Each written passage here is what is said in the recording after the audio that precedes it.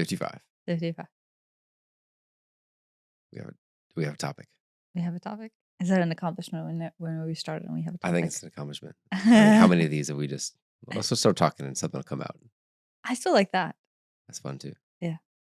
So we decided that the podcast that we had where we talked about the Orion Wars. Maybe 52? I don't remember. I don't remember. It's called the Orion Wars. That introduced the concepts of like 3 states of being that is also referenced in Star Wars of empire, victim, and then resistance.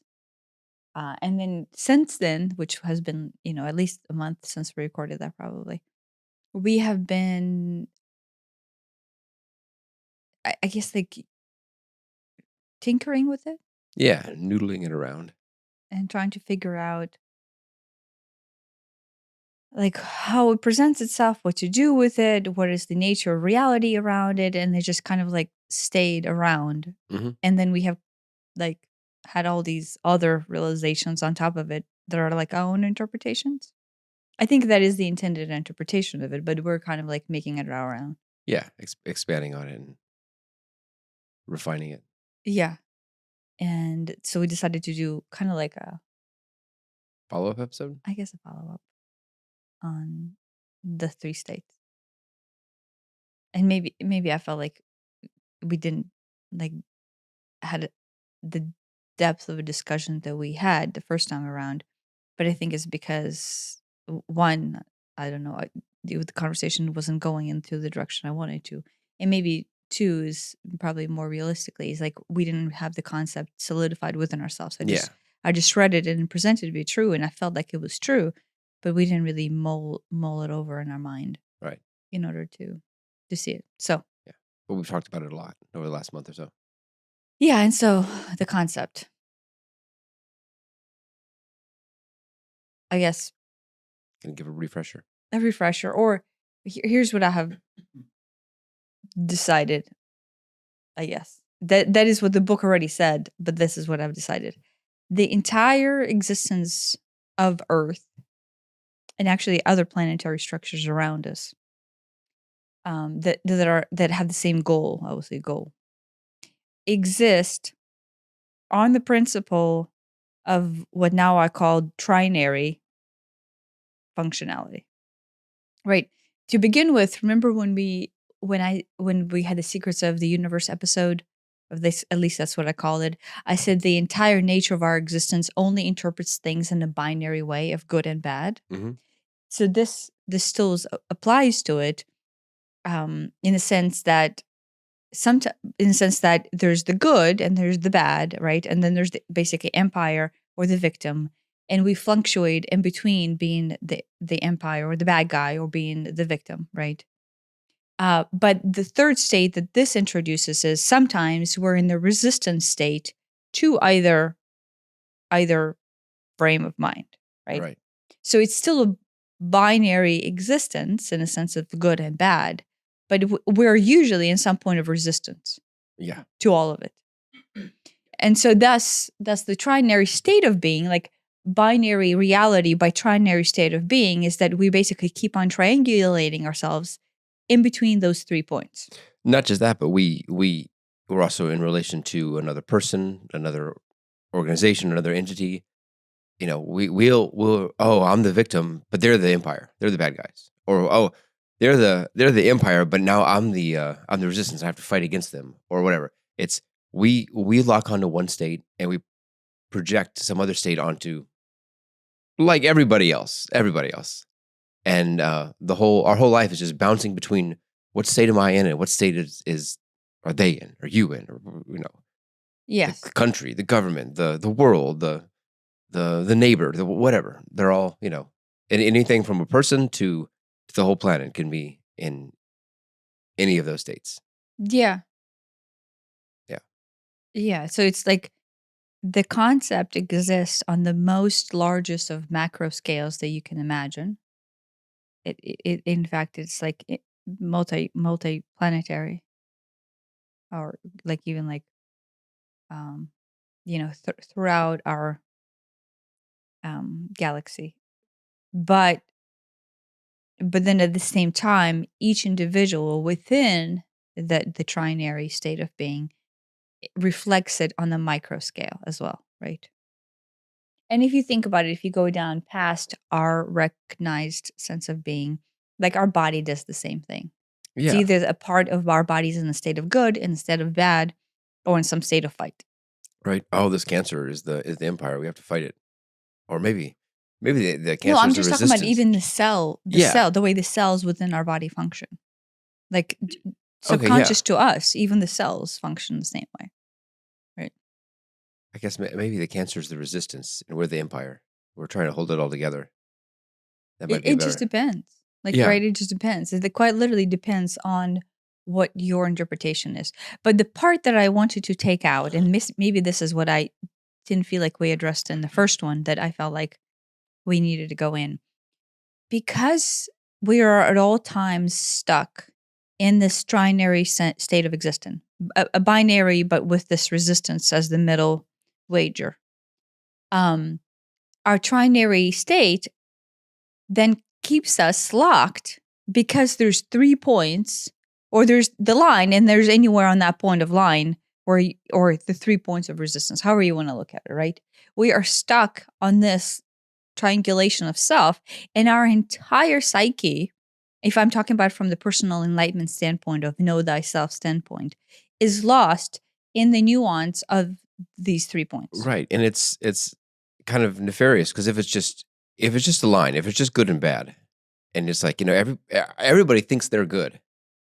I assume for the most part, everybody thinks that they're good, they're doing the right thing. And if anything's happening, it's because they're the victim and someone else is the perpetrator. So that, I'm good / victim, they're bad / empire. That duality would only hold for so long before it's like, wait a minute, I'm stuck in this. But having that third point of resistance, of like, oh, I'm the victim, I'm going to stop being the victim, I'm going to fight against it, allows you always have another point to bounce to. Mm-hmm. And so, or it's like a distraction. yeah, It's a distraction exactly away from binary nature of things, because sooner or later it is easier to see a binary. And is that better? Maybe it's hard to put a judgment on this being better or worse than only two, but it lets you continue the illusion, because now you can make a choice. You have some say in the matter, and I'm not the victim. I'm going to resist this. I'm done resisting this. I'm going to be the empire, and I'm going to try to hold it all together and unify it. Whatever. You always have another place to jump, so you're not stuck. Because if you're stuck, I think you would sooner or later. Most people would realize, oh, this hasn't progressed.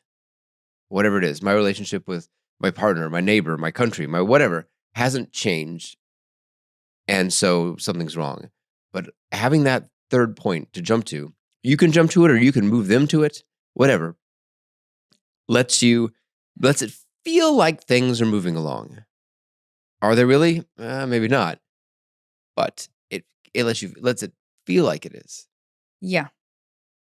And thus the nature of our existence as a human species, let's say, is to be stuck in this flow, right? Always stuck in this flow, and be there long enough until you see through this nature, till you see through this answer, till you're like, oh, look, what am I doing? And through the awareness of like, okay, what state out of these 3 am I occupying?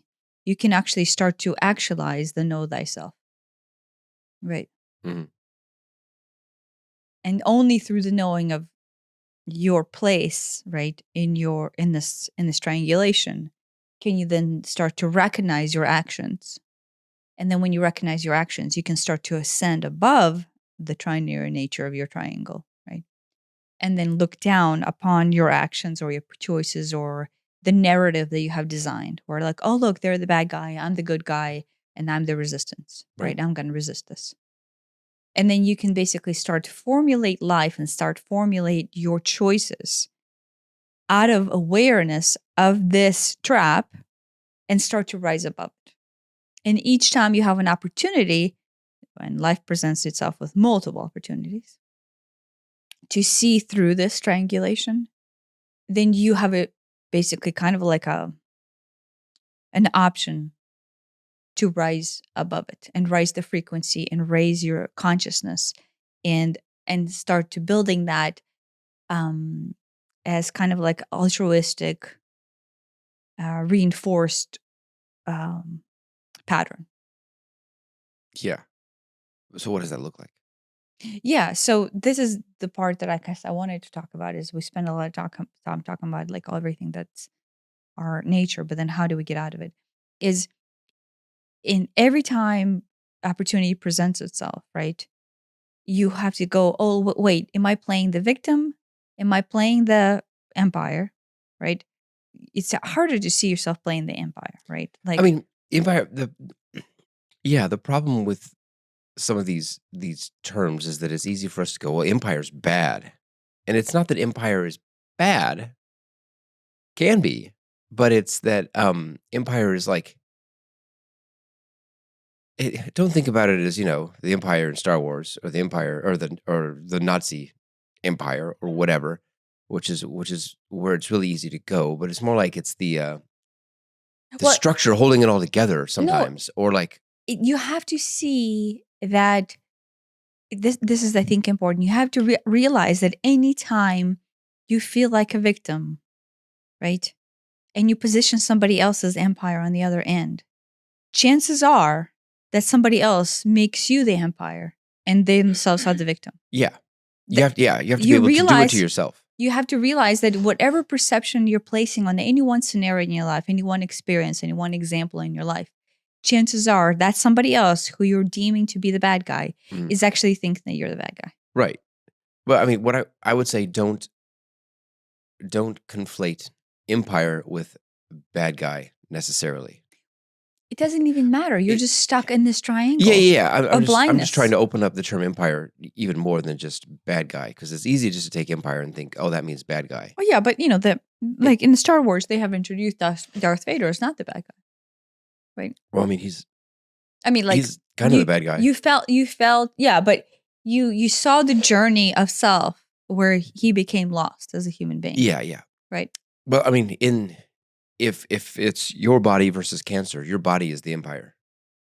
Yeah. And cancer is the resistance. Yeah. So if you're going back to that, yeah. It's not that empire is bad. Empire is just kind of the opposing force. What is your opposing force? It's not the opposing. I wouldn't say it's the opposing force. It's like the pre-existing dominant structure that whatever already exists.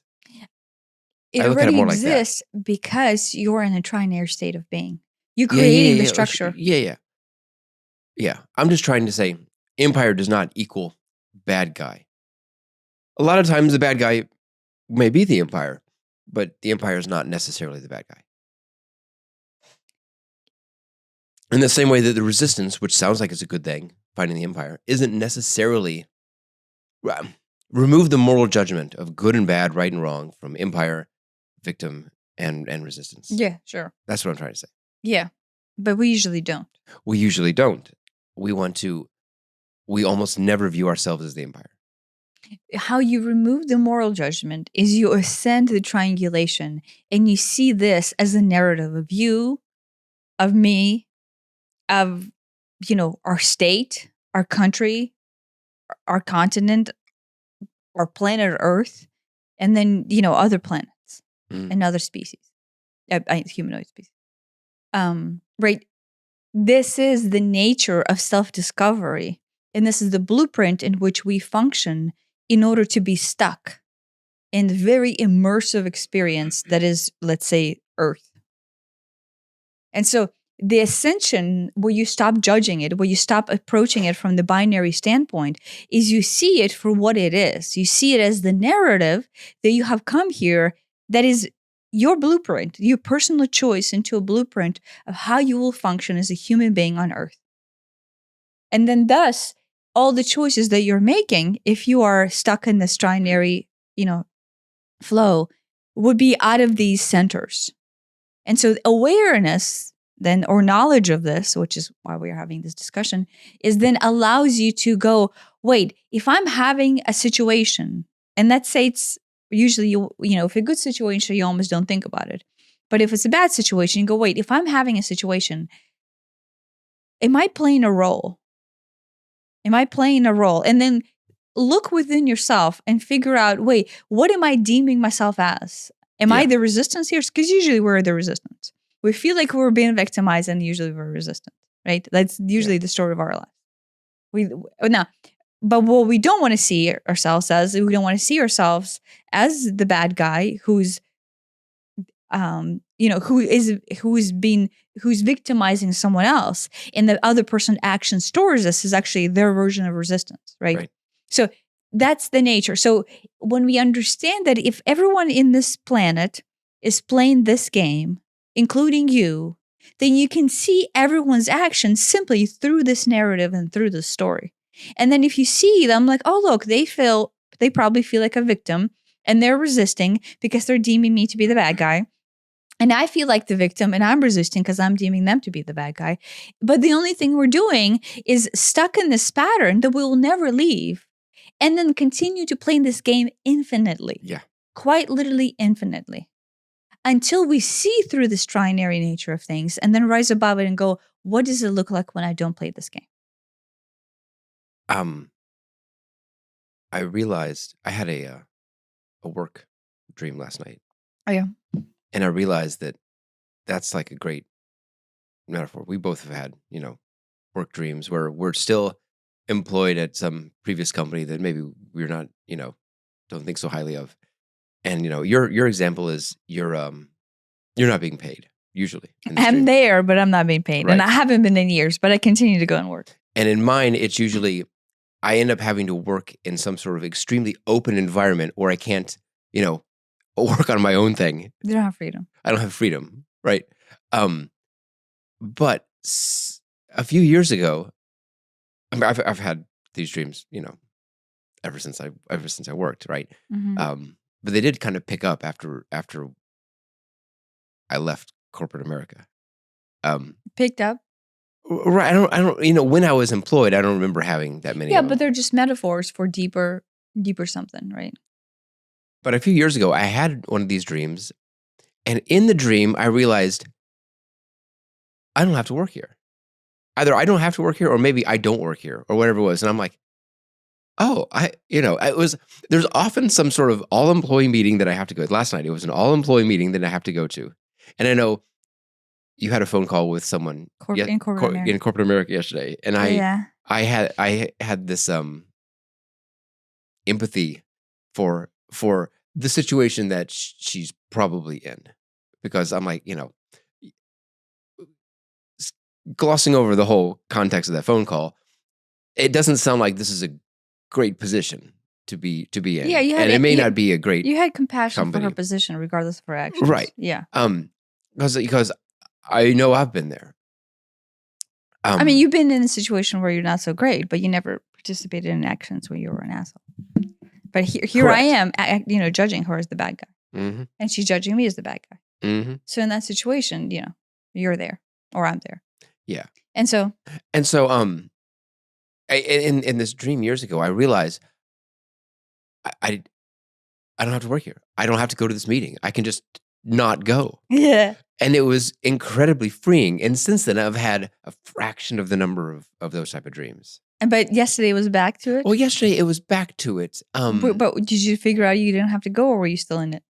I knew I was going to it, but I knew I didn't want to go to it. It was like, I don't want to go to this. It's going to be some, pointless all-employee meeting where, one of those, is this good for the company style meetings. But, with you, the trigger there, it's freedom. Like, that's because you saw her as trapped. Yeah. I felt trapped. I felt trapped. And then, of course, you felt trapped for longer than I did. But, with you were trapped and you were kind of like making this solid income. And for me, for a while there, before I had a salary, I didn't get a salary. You very quickly started making more money than I was making. Yeah, no, I know. But the fact that it was, it was at least somewhat commission based, I guess. Well, no, it was at some, later it became an override based, like Yeah. commission off of everyone But else. yeah, but still, You never knew how much you were you never gonna know make. how much you're going to make. But it was always good. You did reliably make more than me, Yeah. but there is this. Well, I don't know. Yeah. It could next week could be 0. It has a potential to be 0. Yeah. At some point when you're suffering, you almost don't even care about the money. Like it became the money was the fear, right? The money was the fear that held it there, right? The company was bad. I was the victim because I was like felt trapped, right? Yeah. And so any action that I did was the resistance, right? Yeah. No. Yes. Exactly. And so then, but I believe that I need to be in that narrative. Before quitting, right? Just like before you quit, you believe that you need to be in that narrative. Oh, I can't leave because I'm trapped. Therefore, you think you feel like you're a victim. Oh, and they're the bad guys because they're causing me to be here. Let's be honest, no one's keeping you there, right? And then therefore, all actions, such as literally your essence of self, the energy that you're giving to this company, is actually not of love and light, probably. It's probably of resistance. Right, so you're not actually a good employee, I would say, if this is the triangulation that you're playing, right? No, I don't think I was a great employee. No, besides the fact that you were working, on something else at the time, I just meant like our greatest force and our greatest strength lays in this uninterrupted flow of energy, like we were talking about a prana, right? Uninterrupted prana. And when you feel creative, and when you feel free, and when you don't feel restrained, and if you don't feel victimized, then that flow flows. And then you're able to offer yourself, or really your life, the most abundant form of living. Yeah. But like, think about it. Then in the idea where you feel like you're the victim and you're stuck and you can't go there because this is the best you can do with the money, by default, you're organizing a scenario where you're limiting your flow. And then you're sitting there believing that this is the truth, and then believing that this amount of money is it for me. Yeah. Do you know what I mean? Yeah. So it's like we're manifesting a lot of things in that triangulation. Yeah, it becomes a self-fulfilling prophecy. Self-fulfilling because we live in the fear/victim/resistance mindset, and then we are limiting the flow of prana when we're in this triangulation. And so when we write, oh no, go ahead. What about your dream? Oh, I was going to say that once I realized that that was escaping from that trinary system. Was quitting? Oh, it is. Or it is quitting in the dream. I mean, quitting is a way to do it. Yeah, I guess. in the dream. I mean, but like in the dream, I just realized I don't have to play this game because I saw it as a game. I saw it as, oh, I've got to go to this. Oh, I don't want to go to this, and there's this tension, right? Yeah, yeah. But I realized I don't have to. I could go. I don't have to go. Yeah. I don't want to go, so I'm going to choose not to go. And it broke the system. Yeah, it broke the system. I rose above. Now it's like, can everyone just quit their job because of it? No, not exactly. No, you had to change the game. But you have to change the game. It changed the game. Quitting is, I guess, a way to change the game, but still got bills to pay. Yeah. It is more of a mindset change than it is a actual quitting. Yeah. But what I wanted to say is, what they can keep on hammering into my head is, when you leave the game, when you leave this trinary existence, you actually open up to the greatest potential of yourself, right? Like your energy just ascends up, right? And then all of a sudden you find yourself in a different position of personal state of being. Like your consciousness just all of a sudden looks at things differently, and you will start to feel differently. Like, so the more you participate in these patterns, the more things will change and adjust and alter in order to have you arise, right? And then this is probably the most important part within this recognition. What happens is magic, right? Because and then I wrote the definition of magic. Magic is your cognitive awareness, right? Is when you're cognitively aware that you're participating in the blueprint, a chosen blueprint of this triangulation, when you actively choose to elevate yourself above the blueprint, see the choices that you have in this dissension into these three states of being, and choosing not to go into that state of being, right? So rising above it, you automatically go into this heart space where you are an aware being. And then when you make the choice into love, I'm not saying like artificial love. This is important. Like not like, oh, love and light. But deep down, you're like, oh, but I'm the victim. No, honestly, through your honest heart, all to yourself. Oh, is that funny? It's funny because that describes so many people. Well, most of the people in love and light are like, love and light. And then deep down, like, oh my gosh, she's such a bitch. I hate her so much. You know, that just like. But I'm going to hold the high road and I'm going to be all love and light. And that'll show her. Yeah, that's not the love and light that I'm talking about. I am actually talking about the essence of yourself. And you can almost see everyone. It makes it easier. It makes this facade, right, easy to see through. Yeah. Because you see them and you see their position. Like, oh, okay, if I think I'm a victim and I'm presenting resistance out, the higher road is not like, oh, well, I'll just be better than them. And then therefore, look, instead of playing their game, that is not that. It is you see, oh my gosh, they are the same as I feel like the victim, but chances are they probably also feel like the victim. Maybe to a different extent, maybe with a different story, maybe with a different narrative. That becomes irrelevant. You see them in the same position as you, right? And your perception becomes their perception. And you see the oneness of this conflict. And you see that the two of you, or the three of you, or the country of you, or the state of you, or the political party of you, we're all playing the same game. And we're just blind and lost to the smoke and mirrors of this game, right? And when you see through that, you rise above it. And the love and light becomes the truth. It does not negate and kill off or fight off this triangulation. It seems to present itself triangulation where you see it in light and you see it in love. You see the essence of ourselves and the truth in our choice into our suffering as this, unfortunate choice that most of us are unaware of. And the second you possess awareness, you just simply have compassion for everybody else who does not have that awareness. I'm not saying never, but at least in this moment. Yeah. Yeah. I mean, that's the trick. I mean, I've been trying to do this since we started talking about this, is to go, oh, wait, I feel something. Where am I on these three dots? And where is the other, whatever other party it is that I'm dealing with? Yes. And so then you start to see them as a reflection of you, because you possess the same state of being, of trinary nature of a split. Right. This person is suffering just like you are because they're split in this trinary nature of the blueprint. Right. I think there's a Jungian component to it, because it is, we just, here are the three states. We're adopting one in this moment and we're projecting the other one in this moment. That is not necessarily how they feel. Very good chance they feel the exact opposite. If they're oppressing me and I have to fight back, very good chance that they feel that we're oppressing them and they have to fight back. So, but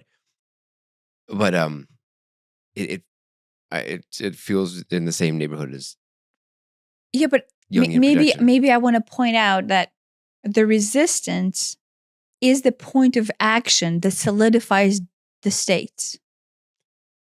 Does that make sense? Yeah. Even though it's a third state, it actually works as a solidifier of that trinary state of being. Right. Because that, like, the system, if there's just an empire and just a victim, and that's it, the system is stable. It's in homeostasis, right? Mm-hmm. It's not. Is it a great state? Maybe not, but it's stable. There's no turmoil in that state. But once the resistance comes in, okay, well, now the victim has someone fighting for them and the empire has someone fighting against them, and it's not stable anymore. It could topple one way or the other. It's in flux.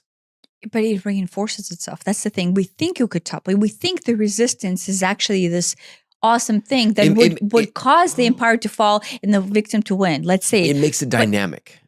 But it's actually sinister. in its existence because the fight reinforces the states of binary nature. Yeah, I mean, because you validate the states through the fight. You engage in the marathon of good and bad. Yeah, and the fact that it makes it dynamic makes it more real. Yes, it solidifies our reality. Yeah. Our reality is manifested through the solidification of a fight. Yeah. Doesn't make sense. It's the book says it, and then now I see it is through the nature of creation. And I wrote this in my book whenever I channel that. They say that we came here to be lost, right? Now I realize, okay, we came here to be lost in this foundational structure. The foundational structure of all reality, where you're trying to find the balance, is to facilitate the lock on the binary nature, and then that lock presents itself through resistance. So in a sense, I would say that this is a different way, but it is the same narrative that, once again, Buddhists take on of a nonviolence, right? When they say nonviolence, this is what they mean. You have to recognize these two states. You have to recognize the nature of oneness within us. In this case, I'm just assigning labels, right? But Buddhism talks about it from this greater ascension, right? And then within yourself, you have to recognize the state of being, and then basically choose, peace, let's say. But the truth is, in this awareness and recognition, you don't have to choose anything up here. You automatically elevate up here by seeing through the reality. It's almost like you take off your blinders. Like, whenever you go to the doctor and they put those drops in, and then you have to wear those darkening black glasses. And so your eyes are messed up because, they're dilated and you can't see. But on top of that, you actually put on these things, temporarily, but for us, that temporarily nature has been all of our life. We put these blinders on. So, at some point we believed that we needed this triangulation because our eyes were dilated and something was array. But then on top of that, we went, okay, we need this triangulation, but let me put these dark glasses on. So then I can't even see through the fact that maybe at some point my vision is already okay. And we stayed with those glasses. And it was a weird analogy, but that is what came in, right? And so what we can do right now is we can recognize, guess what? That perception that I cannot see and these glasses need to protect me from something, from evil, because I'm the victim and I'm blind and I need to do this in order to function in the world, is no longer the case. And we can take off the blinders and realize, oh, yes, my vision has been back to normal for probably 3 decades now. But out of fear of, I needed protection, I needed safety, you kept them on. Judging. Go ahead. Express the judging. No, that's an analogy. Oh, shut up. It makes perfect sense. If you think about it. No, I mean it's not bad. Oh, shut up. I don't know if I can do better. So. Okay, do better. I don't know if I can do better. I don't think I can. I'm going to judge you for it. No. So victim is a fear mindset, and the darkening it represents the victim mindset. Yeah. And but the victim mindset, we need that protection. We need the protection from the evil, the bad guy, the empire. In this case, that is the sun. Right. Well, because you put them on to protect yourself from exposure to sun rays, right? To limit the intake of the glasses, the eyes to the light. Yeah. It makes perfect sense. Like, it's actually super advanced, and you're just not recognizing the awesomeness of this all analogy. The subtleties of it. Yeah. If you mull it over for a month, we'll have a full episode just on that. No, I mean, the more I think about it, the better it gets. You see? There might be something there. Oh, shut up. Judging. Anyway, yeah. So the fight, the resistance, right, has to be recognized within us. All of our actions are there to fight and resist and overcome because we feel the state of victimhood, and then we perceive somebody else as the bad guy. The truth is, we play bad guy as much as we play the good guy, right? Yeah. But Yeah. that is all irrelevant because that perception just keeps on stuck. And then at some point, resistance between all states of being. But when we arise and we go, what is actually the truth in my state of being? And then you realize, wait, the truth in my state of being and the truth in everyone else's state of being is thus the same. And it's the fact that we came here, reincarnated here to play this game. So if you see everybody else being in the same boat as you, everything gets erased. Like, I know this is me like going back to my utopian dreams, but like there is no such thing as borders. There's no such thing as them versus us. There's no such thing as Earthens, against the Syrians. Like not Syrians, the country Syrians, the From Sirius. Syria. Well, they're actually galactic as the galactic citizens of what's called the Sirius, but they're actually not from Sirius. But do you know what I mean? I'm not talking about Syria, the country. Right. And so the nuance between separation just completely dissolves. And then thus how you connect into oneness of all being is almost like immediate because you just see the truth in everything and everyone on the macro and micro scale. And you're almost like, wait, admit to yourself, I'm hoping that this is where this will lead is people will be able to admit themselves that, wait, I am at some point of resistance and determination of what state of being am I at right now at all times. Yeah. And it becomes so obvious that, wait, I'm just choosing over and over and over to partake in this smoke and mirror scenario where I am the bad guy or I'm the good guy or they're the bad guy and I'm resisting and they're resisting and we're all just playing the same game. Yeah. No, it is when you stop and you notice what's going on at any moment in your life. Because, if you just sit there and you think, okay, well, think about all your relationships, with between people and organizations or whatever. And, some of them you have, good feelings about, some of you have bad feelings about, and you can very easily place yourself on those three dots and place them on those three dots. And you can figure out what your relationship is. It's like, oh, the animals are the victims and I'm here to defend them. Yeah. No, that's easy. That's a very easy one. Right. Or, the job is the empire and I'm the victim. Or the job is the empire, but I'm, The fighting resistance. it in some capacity. We're usually fighting in some capacity. We're often fighting, there's a handful of times when we'll probably just feel completely like the victim and there's nothing we can do.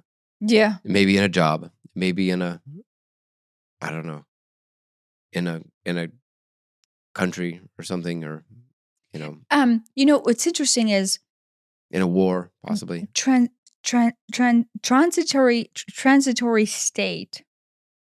And I'm not promoting this at all because the easiest thing to do is just to see through this narrative because it is a narrative that has been given to us, kind of like passed down into our DNA and go, okay, go play on that playground. And that's just playground of everybody. We're playing on the same playground on the largest scale imaginable. Like this is just such a big scale. But the easiest way to see through this and to come into awareness and then start to awaken to this nature of this reality and then choose a different reality is just simply through listening to this and going, wait, how am I participating in this? But what usually happens is, and this is, everybody's saying this and I do feel like it's coming, but 2025, I think will be the catalyst for the start of this. And then 2026 will kind of be like what comes out as the tail end of it. Right. So like 2025 will define, how well everybody handles this scenario, and 2026 will be like who's left over. But how do you proceed through this? How you survive through this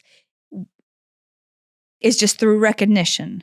But the other end of it, this is what I kind of like, I don't want to be the doomsday professor here, but I want to say, if you don't see it through this just simple recognition, and if you don't recognize this within yourself, the other end is what some people call take on the dark night of the soul, and you become the victim so much that you will basically be beaten down.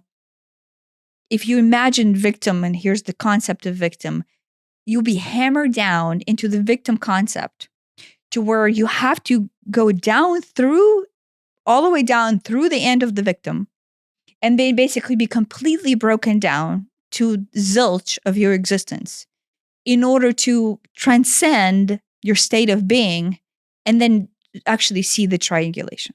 Yeah. Like you'll be forced to see the triangulation. But what I'm saying is, in the very, very difficult way, by sinking down into basically the deepest depth of victimhood. Hard bottom. Hard bottom of the victimhood. And it's like, it there's feels a difficult path. Yeah. What is very rare is going through that quickly. It like I mean, some people go through it Buckminster quickly. Fuller or Eckhart Tolle. Well, they quickly. They just describe to you the end of the bottom. Right? Yeah, but everything that led up to it was like a catastrophe after catastrophe after catastrophe after catastrophe. Yeah. Like the catastrophe will just pile on and pile on and pile on. It was to the point where you will feel like, I cannot freaking take it anymore. Yeah, you're right. It did take a long time, but then there's a epiphany at the end. The epiphany at the end, but that is after you hit the hard bottom. Right? Yeah. So yes, there's an out after the hard bottom, but oh my gosh, that hard bottom's hard. I would highly advise against that choice. Yeah. But the fact is that it is a choice. It is a journey. But if that is the journey that you're choosing to partake on, that is and the truth is, why are we here? Is to have the most ultimate and most awesomest experience on planet Earth. We're here for experience, right? Now, our experience has this greater prime directive that is the awakening of our soul to the knowing of thyself. But at the same time, the knowing of the self does not have to happen here. And in here, you could technically just go, guess what? This is just a playground for a clusterfuck of shit. And I'm just going to sink lower and lower and lower and lower. Yeah, but what we're saying is at least know that you have the option to do that or not do that. Yeah, if that's your choice, that's fine. Well, at any point you can go, well, I like playing the resistance and I'm gonna give that 100%. Yeah. That's cool. But at least do it knowingly. Don't just do it blindly. Yeah, I mean, we know someone who's doing it knowingly. We know several people who are doing it knowingly. You said that and I'm like, which of the several people are you talking about now? Yeah, well, no, I can, top of mind awareness, I don't even have to think about some of them.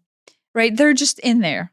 They're just in there and they are making it as hard as possible for themselves.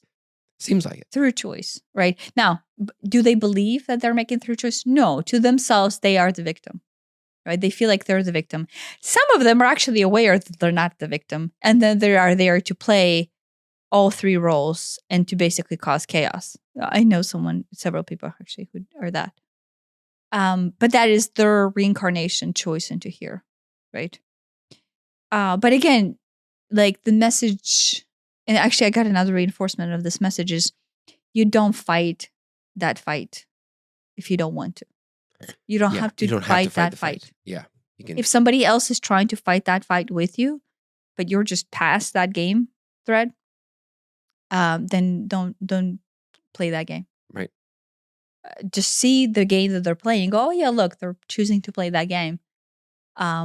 And then this is super interesting. This is kind of like with a caveat, but you can control reality and you can control the greater propagation of good when you ascend into the space that is gnosis or knowing of thyself.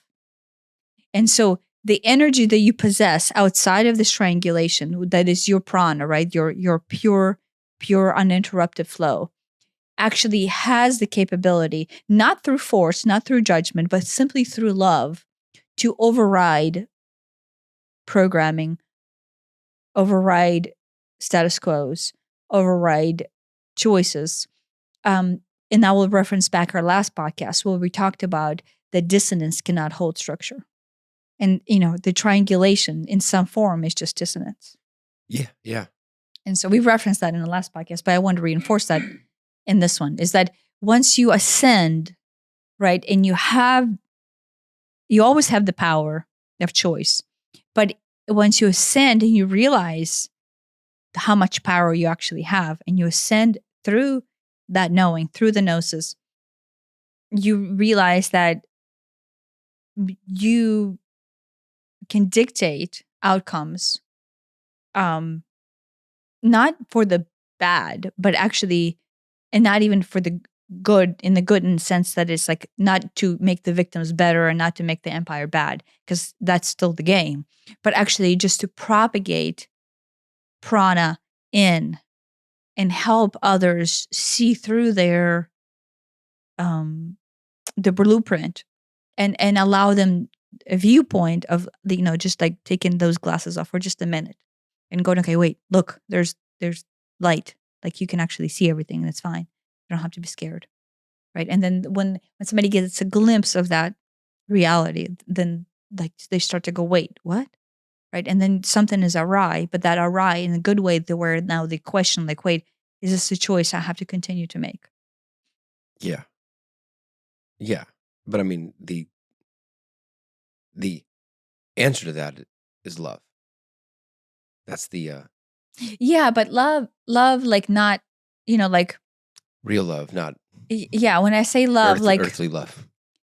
it's earthly, it exists on Earth, but it is. I mean, if I think people who are on some path of spiritual journey, the divine or their higher self always allows them to feel what that love actually is. So for those of you who have experienced, Yeah. it is multidimensional, and it is transcendent of all space and time, and it's actually transcendent of all structure. Like that love exists. In fact, that love cannot exist within the trinary nature. The only thing it does, it comes in there and showcases this nature as untruth. That's what that love does. That love just showcases the untruth of this blueprint. Yeah. I think that's love is this love at least is the opposite of dissonance. Well, it's actually this love, not the opposite, but right through the discussion that we have on dissonance versus cohesion, that But love love, is the structure of all things. yeah, And dissonance is what happens when it doesn't exist, when one is lost to the idea of that love, right? When structure is not apparent, when you choose to function outside of structure, um, outside of the true blueprint of your being, that is the essence of one flow of prana, and you fractalize into dissonance, um, then that love, like by default, is not apparent. You hold it within you and you feel it, but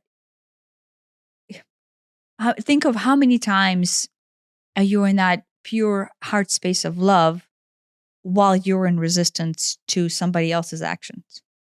Like, yeah, you almost can't be. marry the two. Yeah. You can't marry the two. Like you cannot propagate the essence of your prana when you're over there fighting something. Same thing. How can you be in that state of love if you're the victim, or if you're view yourself as the empire? Even viewing yourself as the empire in a positive sense, it's not. If you're stuck in those 3 points, Yeah. there's like almost not room for this type of love to exist there. Yeah. So that you just, And whenever you get a glimpse of it, you're glimpsing something. You're glimpsing that higher state, which is removed from those 3 points. yeah. Yeah. No, it's like, I mean, I think one is revolutionary, um on like the idea that this is how the concept is designed. Like I think it was Yeah. pretty awesome on the construction of it. But on the other end of it, um, you know, it's a choice to play it. Like right now, I'm hoping it registered with somebody. And when you see yourself as the player one, then you kind of to go, wait, w- I'm the player and this is my choice. Do I want to play this game? That's the question that everybody should ask themselves is, do I want to play this game? Yeah. You got to realize you're in a game first, but Yeah. okay, now do you want to play it? Maybe here and there. Well, no, you know. I mean, you're. It's not like, okay, you're done with the game forever. Maybe some people it is, No, but but not. you can be in the world but not one of it. Yeah. That has been kind of like they've been trying to beat that into my head Right. for a very long time. And for a very long time, as long as I have felt that sentiment within me at different points in my life, I understood it in different ways. Right. Like there are all these, like if you're drowning, you see it one way, or if you're in resistance, you see it a different way. Yeah.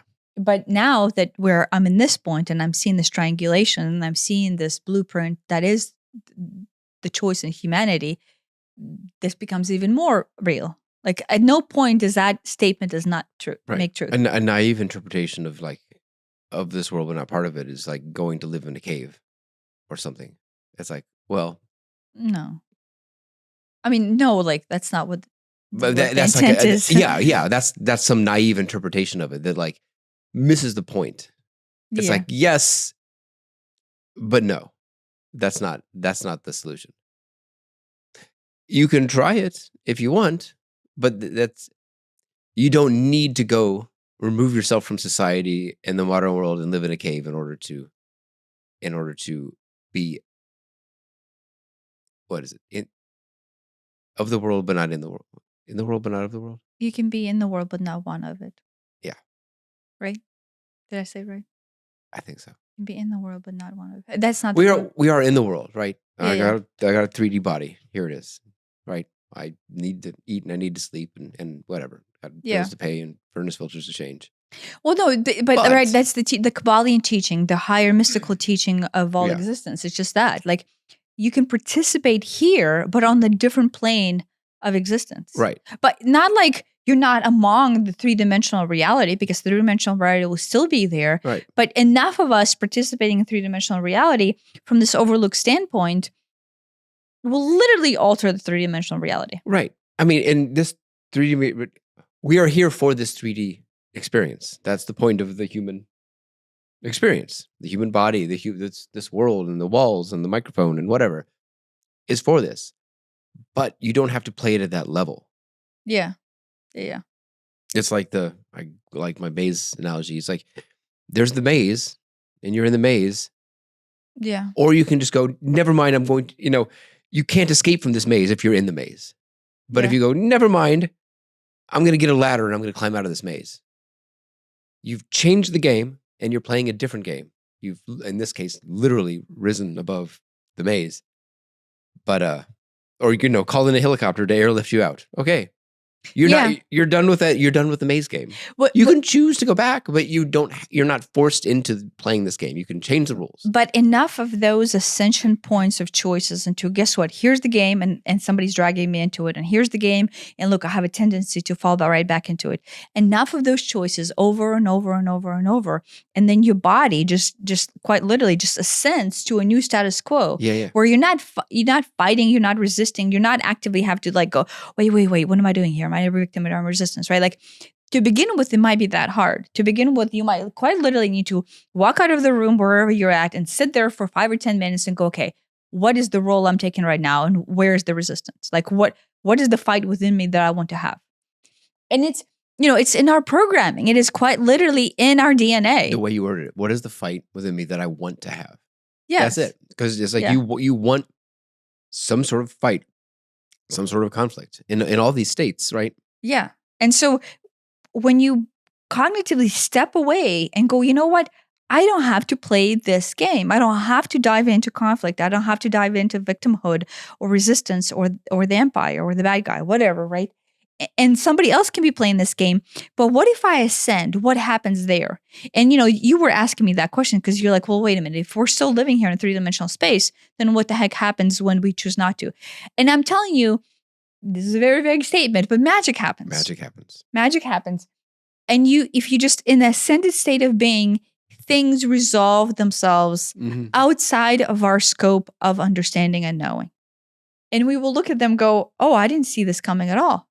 But it's the most magical and awesome solution to it. This is Jim Carrey's bicycle situation. Yeah. That was in a previous podcast, but yeah. Yeah, right? Like the reality creates itself around you because you have left the limited concept of being whenever you have these, obstetrician's goggles on. But I'm going back to it. I'm sticking to it. I might write a whole freaking book on it. We could just call them sunglasses. Whatever. They're ugly, so they're not sunglasses. They're ugly. I don't even know if that's a thing anymore. Like we haven't been to a doctor in so long. I don't even know if that's what happens anymore. They when I had my LASIK, they dilated my eyes. But did you have those glasses? I had my own sunglasses, and they said that's fine. Oh, I don't remember if they were going to give you. I got my protection goggles afterward, so I can't, rub my eyes. I had to sleep in those. Oh yeah. I kept those because they're like, I mean, they're not, they're not going to stop a bullet, but if I'm doing light construction work, they're really comfortable. Oh yeah. As just eye protection from like sawdust and whatever. Wow, thousands of dollars, and that was the best outcome. They got those. At least I can see far away. At least that's questionable, right? Anyway, so yeah, I mean, to me, this is just like, wow.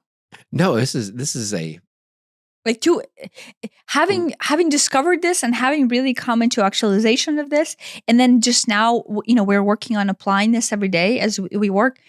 I can feel the frequency just completely transcend. Right. It's a whole new way to look at the whole world. Look at life. Yeah, it's in fact it's super simple and super easy, but it's like innately the truth and at the core of everything. And it's empowering because it's like, oh, I've just been doing this subconsciously. Yeah. I've just been stuck and bouncing between these three states as my default state of being for 40 years now. I forget how old I am. 24. Mm. And I can still do that. I do still do that. But I can go, wait a minute, I don't want to do that right now. I'm going to not do that right now. I'm not going to play that game. And this, what's interesting, because yesterday, whenever I got the text, I was like, oh my God. And there's this pattern. You want to like resist. You want to engage in the fight. If somebody's coming you with a fight. You want to engage.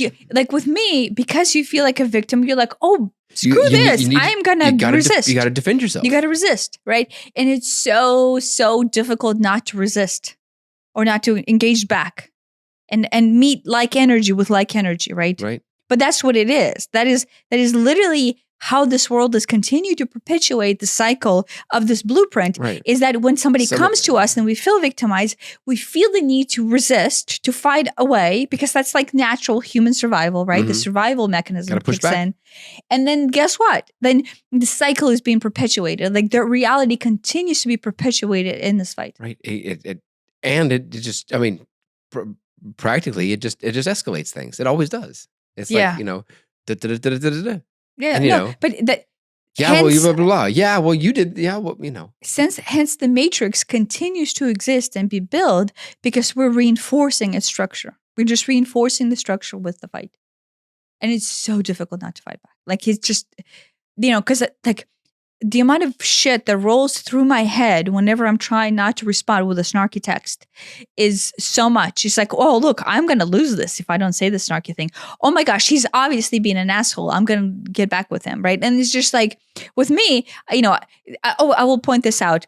All of these victim and resistance and the empire mindsets actually perpetuate out of the pain body, out of unprocessed trauma. Should have started there. Well, no, but that's almost irrelevant. Like, that's the thing, is that it almost becomes irrelevant what the nuanced story is once you see that all of these nuances just come to these three, trinary or binary flow of a trinary resistance. Right. For you, it traces down to some sort of safety thing. Yeah. And it's like, if you draw this line, it'd be like, what? It wouldn't make sense to anybody else other than you. Yeah. Because it's your particular flavor. Yeah. And I've got my particular flavor, and everybody else has their particular flavor, and it'll trace down to some safety or abandonment or love or whatever. Yeah, situation. But abandonment is safety. Lack of love is safety. Yeah, I guess. Like deep down, you might not realize, like, oh, I feel abandoned. Shit, it feels like shit. But deep down, it's like, what does abandonment mean? Oh, sooner or later, deep down, I'm not safe. Down at the root, it probably all is just some sort of safety thing. Yeah. Yours is more obviously safety. Yeah. Well, It, but just it, it because goes it goes to mine is safety earlier. mine is basically at the core, and so the core that spikes all of my action out of the victimhood, right? I like safety, therefore I'm a victim, therefore fight, right? That's Mhm. just it. But everybody, it's like literally everyone's story. Mine is just Skips a couple steps in the middle. well, mine is just really visceral. Like it's just such a visceral safety concern. I think honestly, I think if I was lost in like offshoots of safety in some other ways, like abandonment or like disempowerment or whatever, I almost wouldn't have dug as deep as I had, like, because I wouldn't have been such a visceral experience, right? But because the experience was so visceral and so painful and so all-consuming, that's where I am today. It's just because I read this somewhere, like the people with they said it kindly, but basically I will say it in how I feel about it. The most fucked up past are the people who like if they are on the road to knowing, they're the people who get the furthest is because they had to, but guys, like Kabbalion style, you have to, if you're already this far back, then that force to know thyself that you will use that energy of that far back to propel you forward. Sure, yeah. And so that, if you were fucked up this much, then this is how much you'll propel forward. But if you fucked up this much, then you have tenacity, which is basically, my essence of self is just tenacity. So then the tenaciousness just basically has me skyrocket myself further, quicker because of how far back I had to go. Yeah, yeah. I don't know if that makes sense or not. But it resonates with me as truth. Like I think if things weren't that bad, and I was like, maybe I didn't get a PlayStation 4 when I was a kid, and like somebody stole my shoe or whatever. Just one. I don't know. that might be worse, just stealing one. But like if I had a whole bunch of shoes, but somebody stole one of my pairs, then it wouldn't have been as bad if I had no shoes and somebody stole my only pair of shoes, which is what my story is, right? Do you know what I mean? So like the scale of that like trauma that caused me to just fall back and fall back and fall back and fall back was so much harder. That it's just, that tenaciousness nature to feel safe caused me to work so hard that it caused me to realize, oh wait, I'm doing all of this out of this like futile notion that I'm somehow unsafe and I'm a victim and everything I need to do is somehow bring upon my recovery. But once you bring all of that into this triangulation, you're like, oh, that's the game. And that was just my flavor of that game, right? My flavor of Kool-Aid is just like safety. And your flavor of Kool-Aid of this is abandonment, or I guess unlove. But maybe unlove is similar to abandonment, and then abandonment is then that's just it isn't. safety. It is mine. It isn't abandonment per se, but it's unloved. Yeah, but you just kind of stop there, and you kind of like fuel that, right? Yeah, but that. Yeah, you're right. That is just a half a step above safety. Mm-hmm. I mean, I think everything is a half step above safety. Because if we found our infinite nature, right? Like the truth is we're infinite, right? And everlasting and all powerful. I'm not saying like from the standpoint of like, oh, Zeus, go smite the weak. Not like that. Like more of like, where we have our sovereignty. And if the sovereignty is recognized and declared, then we have unlimited power. And then unlimited power lets us create beauty. If we just like recognize that, you don't really need anything else, right? There's nothing past that. Now the question is, does it make human experience fun? Well, maybe not. Maybe the truth is, this is what the human experience is. That is what our definition of fun is. Right, but at least now you can pick and choose your fun. Yeah, well, yeah, but we are sovereign being, and if me being the victim to the insurance company, not my idea of fun. So you don't have to do that. No, but the truth is, from the higher standpoint, there's the choice that you're making, right? And then thus that somehow you believe that is your idea of fun, right? Yeah, but now that you can see it, you're like, well, at the very least, you can go, well, that isn't fun. But me arguing with my neighbor, that is fun. At the very least, you could pick and choose what you wanted to do on your way to yeah, all that's nonsense. Yeah, but the truth is, if you're picking and choosing, arguing, right? Or think about it. Like, for example, let's say the insurance thing, right? If you are in some sort of conflict with your insurance company via what, right? And then you have to fight with them, right? You feel like you need to fight with them in order to win some battle, right? Whenever you fight with them, I'm just looking back of how I used to function, and it's just so innately. You need to go and tell that story to everybody else. Like you want to share this to get them on your side. To get them on your side so they can go, oh yeah, of course you're the victim and you have the right to fight. Yeah. All to justify your actions into this trinary existence of reinforcement of the situation. You want to recruit people to your side. You really do. Whenever, especially if you feel like you're wronged. I can't believe what But we always feel like I can't believe what Bill at the office did or said or whatever. Yeah, and then I gotta go share it. You gotta have to go share it. Yeah, you're right. You should. You're right. For telling them off. You're right. So then we are in reinforcing through this validation of, the saying is there's two sides to every story. Should be everyone in their story is a victim. Period. Like two sides to every story is actually like not saying what it's actually meaning to say is everyone feels like the victim in their story. Even the insurance company feels like the victim. Yes. They're like, well, we don't need to pay this. Yeah. Our goal is to keep as much money as possible. Right? And it's like, you're claiming this roof. You need to go out of your way to prove that it was, I don't know, hail damage or whatever. Well, in our case, like whenever we had the roof claim, like, oh, well, your particular roof has these particular, what do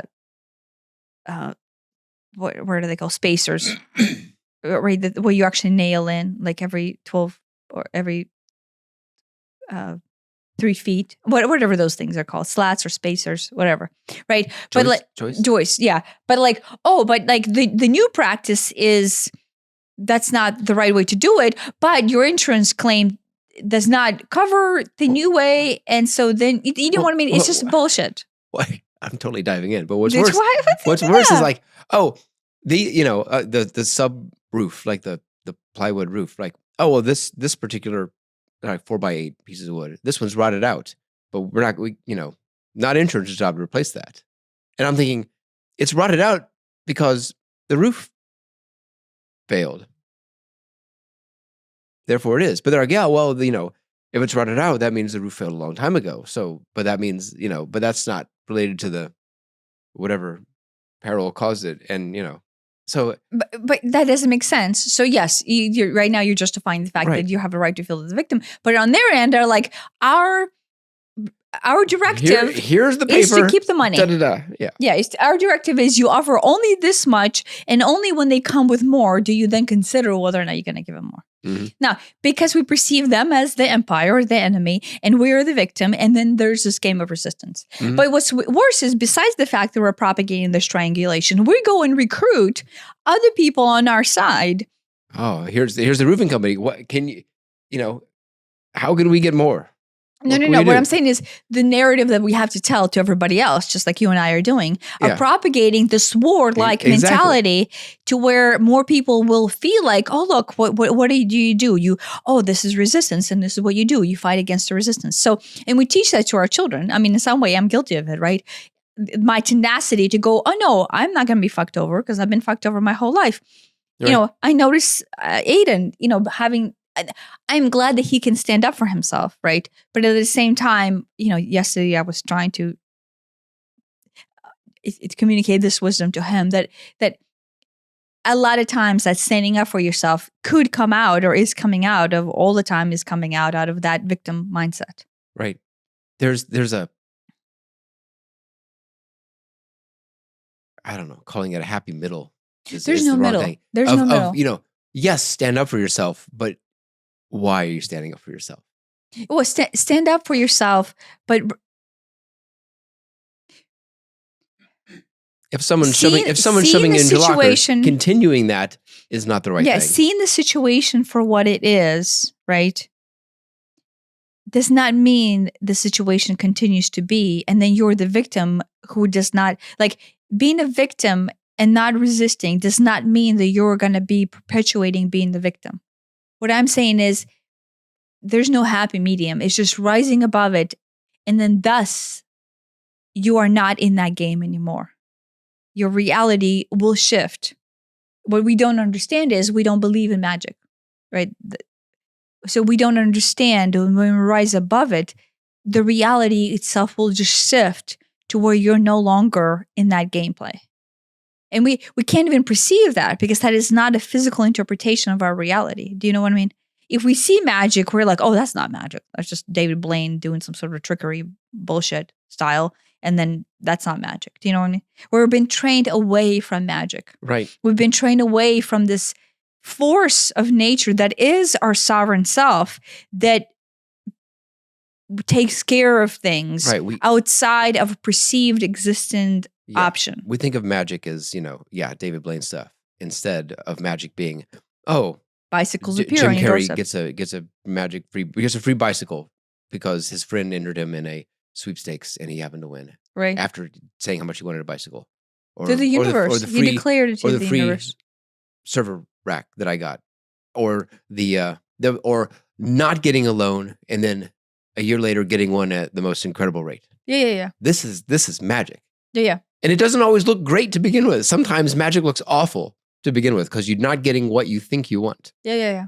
I mean, this is just a small example, but like with me, I kept on seeing all these crow videos on Instagram of people interacting with crows, and I love birds, and my spirit, a lot of my spirit guides, when they come to me in the physical form, they come to me as birds, but like not normal birds, like they do weird stuff, and so every time I saw this crow interaction, I'm like, oh my gosh, wouldn't it be great if I like started to have an interaction with crows? And that was just a thought, like an honest, open-hearted thought that did not have any triangulation of victim, of enemy, or the resistance. It was just a love thought of like, I want to have this amazing relationship with the crow. And what's happening right now, I'm still in the beginning stages of this, is I'm making a pattern to where there's a family of crows that kind of like hangs around our neighborhood, and then like the school system that we live around. And then every morning, like 6:40, after I drop our daughter off to school, I lay 2 pita crackers for them, on our driveway. And within 10 to 15 minutes, I'm assuming it's the same crows, one, sometimes 2, come and eat the pita crackers, right? And I'm like, okay, this is perfect, right? This is what I wanted. But it just happened out of nowhere. Like I saw them and I'm like, oh, here's my opportunity to do the thing that I always wanted to do, which is have a relationship with these crows. Right. Now, what I'm hoping out of it is I'm hoping that we will have this exchange, because I want them to recognize this relationship, and then I want them to, because I notice they like bring you things, and I'm very fascinated with their thoughts. Like how do they find these things? How do they decide to give them to you? Like, or how do they? I saw one on Instagram where the crow would bring money. I saw somebody train the crow to bring money. Now, like, was it real or not? I don't know. And do I want the crow to bring me money? No, it's not about money. I'm fascinated with like, well, what do they find interesting? Yeah. What do they think? I want, like, what do they think is what valuable? What do you think is a good exchange for a cracker? Is it a rubber band or a bottle cap? I don't know. But it's, I saw somewhere like there was a lady who kept on leaving food for the squirrel, and the squirrel brought her like a half-eaten cookie. Like you see on the Ring camera, the squirrel brings her a cookie. And the lady at first saw it and she's like, what the heck is this cookie doing here? And then she pulled the footage and it was a squirrel that just left it there, right? Now, of course, I say this, a cynical person will go, like, well, AI creates amazing videos now. How many of those are real anymore?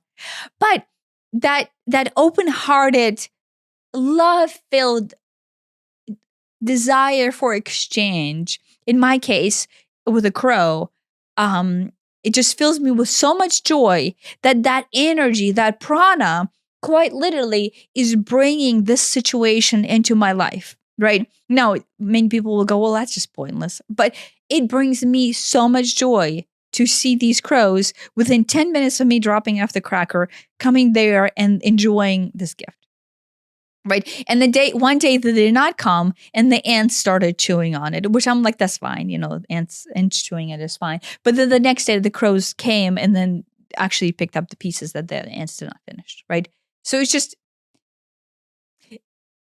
a silly example, but that is magic is out there. How magic flows. Right. I'm not in the state of resistance.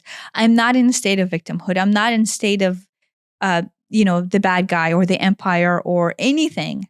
The only thing I'm doing is I'm connecting to the essence.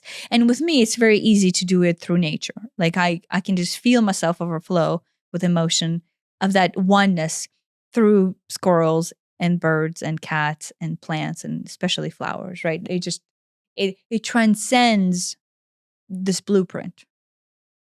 This is what we will end on. This is music and like love for nature, that unselfish love, and sometimes movement, right? Either through dance or tai chi or yoga. When we are in that open-hearted interpretation of our reality, that is how it feels to be filled with that love, the large scale of love, right? When we're just overfilled with that joy and it's bigger than life, right? Like seeing baby squirrels just overfills me with joy. I'm so happy that baby squirrel. Maybe that's another magic, is that baby squirrels, a squirrel family, moved into the squirrel house, and I was hoping that they just live there. That was the end of my. Oh, what would be great is if we have some squirrels move in. I didn't even consider, and they'll have babies. I don't know why that. I mean, obviously they'll have babies, but that didn't even cross my mind. And so now we have 3 baby squirrels, like the size of chipmunks. Yeah, and they're right next to our window, so now we get to see them, which fills me with so much joy. Oh my gosh, it's so great. Yesterday I was sitting there and I was staring at them, and then I'm like, oh my gosh, I could just spend like my entire life sitting here staring at baby squirrels. Right. I think I want to go record them. Right. No, but they're the cutest because they're young and they're exploring the world, and they're like so carefree that they're like rustling and they like hanging do these little jumps and they're practicing hanging, and it's just like this they're trying to get familiar with Earth. The tree wise, and it's like a foot jump from one side to the other side, and maybe even less than a foot. Adult squirrels can jump far, and so seeing this little baby squirrel like do this. Jump from one to the other. It's hilarious. It's so cute. Oh, it's just over the top, right? But that is like, right? You can feel your prana. You can feel your essence of truth that in no way pipes itself down and fractalizes into the trinary state. Right. There's no resistance there. Yeah. Right. That's just love. Yeah. Right. But then, if we can feel that love for squirrel or crow, right, or flower, then realize that same extent can function to another being. Sure, yeah. Right? If you're not in the trinary state of being and you're not resisting, then there is no borders, there is no separation, and we're just flowing. And then I said this to you, but I'll repeat it here. I'm just super excited to how Earth will look like once everybody chooses to make this choice. Because I think it will just be like magic. And to experience magic for the first time on this grand scale without an individualized interpretation, right? Like on the mass consciousness scale is just going to be incredible. Yeah. I mean, which is where Earth is headed. I guess maybe this is kind of like a public service announcement for